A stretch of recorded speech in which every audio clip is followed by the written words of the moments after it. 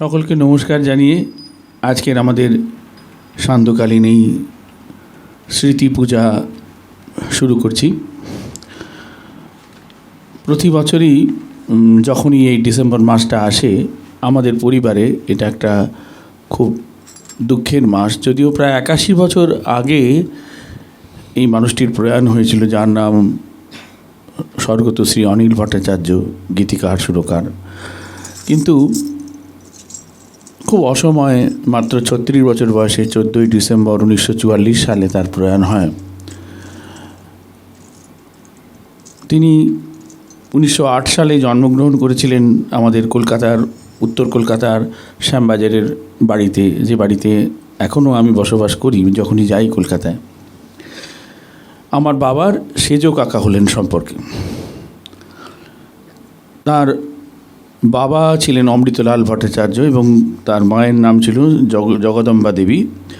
জগদম্বা দেবীর একটা পরিচয় অনেকে যারা পুরনো কলকাতার সম্বন্ধে একটু অবগত আছেন তারা হয়তো মনে করতে পারবেন যে পাঠ্যপুস্তকে চারুচন্দ্র ভট্টাচার্য নামে একজন বিখ্যাত অধ্যাপকের অনেক প্রবন্ধ বা ইত্যাদি, বিশেষ করে বিজ্ঞান ভিত্তিক প্রবন্ধ থাকতো।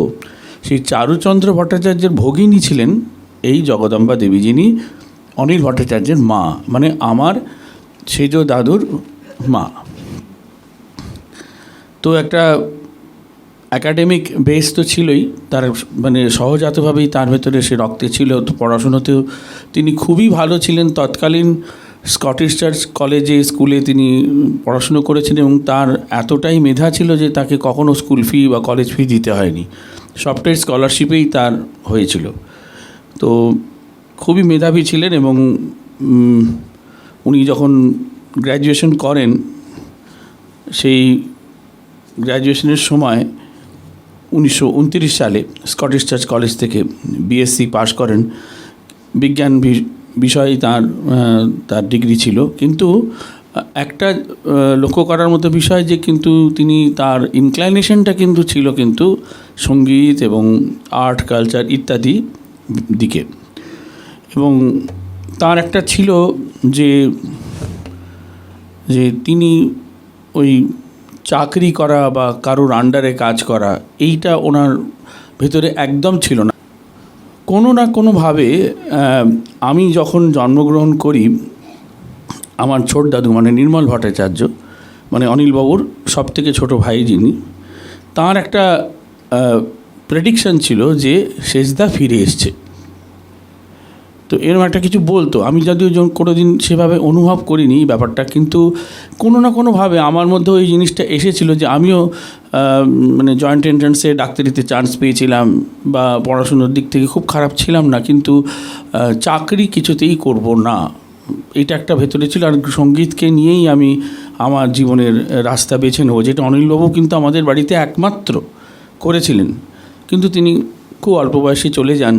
তাই আমার এই সিদ্ধান্তটা একটুখানি সবার জন্য একটুখানি ভীতিপ্রদক ছিল, কিন্তু আমার মা আমাকে খুব সাপোর্ট করেছিলেন বলেই আমি এটাকে কন্টিনিউ করতে পেরেছি। মা খুব আধুনিকা ছিলেন এবং মনে করতেন যে একজন এরকম হয়েছে বলেই আরেকজনের এরকম হবে ডেস্টিনি, এটা কোনো কাজের কথা নয়। আমি মনে করি আমার ছেলে যেটা ভালো করবে সেটা ভালোই করবে। তো ওই মার জন্যই আমার মূলত আজকে আমি যেখানে বসে আছি সেটা খুব বেশি করে। এবং মা বিশ্বাস করতেন যে অনিলবাবুর অসমাপ্ত কাজ হয়তো যদি কিছু আমার দ্বারা সম্পাদন হয়, আমি জানি না কতটা করতে পারছি, বহু কাজ বাকি। তো অনিলবাবু প্রচুর ওনার স্টুডেন্টস ছিল, প্লাস ওনার বিভিন্ন ধরনের রেকর্ডিংস, রেডিও স্টেশনের জন্য বিভিন্ন প্রজেক্ট, সেটা আকাশবাণী কলকাতা কেন্দ্র এবং ঢাকা বাংলাদেশের কেন্দ্র, বেতার কেন্দ্রের জন্য প্রচুর কাজ উনি করেছেন। এটা ওনার জীবিকা ছিল এবং নিজে অকৃতদার ছিলেন, বিবাহ করেননি, কিন্তু সেটা ওনার নেহাতি ওনার ইচ্ছা, মানে তার কোনো বার্ডেন ছিল না। কিন্তু উনি ব্যাচেলার হয়েও খুব সাংসারিক কিন্তু ছিলেন, যার অন্য ভাইদের সংসারের বিভিন্ন যেগুলো অভাব অনটন পূরণ করা বা সেগুলোর দিকে নজর রাখা। বিশেষ করে আমার ঠাকুরদা যখন প্রয়াত হন, মানে তিনিও খুব কম বয়সেই প্রয়াত হয়েছিলেন, ওরকমই 35-36 বছর বয়সে। তো তখন আমার বাবার বাবার জন্ম 1930 সালে, মানে আমার বাবার যখন বোধহয় বছর দেড়েক বয়স তখন আমার ঠাকুরদাদা প্রয়াত হন, মানে ধরুন আনুমানিক 1932 সাল এরকম। তো তখন আমার সদ্য বিধবা ঠাকুমা এবং 3টি সন্তান আমার বাবা সমেত, তাদেরকে রক্ষণাবেক্ষণ বা তাদের বড় করা, তাদের স্কুল ইত্যাদি যে খরচা, বিভিন্ন ব্যাপারে অনিলবাবু কিন্তু সাহায্য করতেন। এবং আরও 2 ভাই তারাও ঠিক করলেন যে তারা বিয়ে করবেন না, তারা এই সংসারটিকে তারা সঞ্জীবিত করবেন। এগুলো তখনকার দিনের অসম্ভব সব চিন্তাভাবনা ছিল, যেগুলো এখন প্রায় অবসলিট হয়ে গেছে। কিন্তু এনারা এরকম ধরনের লোক ছিলেন যারা নিজেদের জীবনের সুখ আনন্দ, যে স্বাভাবিক প্রবৃত্তিগুলোকে স্যাক্রিফাইস করে তারা ভাইয়ের সংসার, ভাইয়ের স্ত্রী, ভাইয়ের সন্তান তাদেরকে মানুষ করেছেন।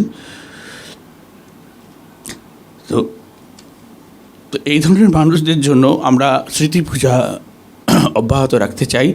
সেটা বড় করে জীবনের স্বপ্ন তো অনেক কিছু আছে, কিন্তু যতটুকু আমার বিশ্বাস, আমি একটা জিনিস বিশ্বাস করি, আমার যতটুকু সাধ্য আমি ততটুকুই করব। তারপর যদি আরও এক ধাপ ভগবান আমায় সুযোগ দেন, আমি আরও এক ধাপ ওপরে গিয়ে করব। কিন্তু যেহেতু আমি আমার জিনিসটা আমার হয়তো অর্থ সংকোচের কারণে আমি করতে পারছি না বলে বন্ধই করে দিলাম, এমন আমি করতে রাজি নই। আমার ভাবনাটা হচ্ছে শো মাস্ট গো অন।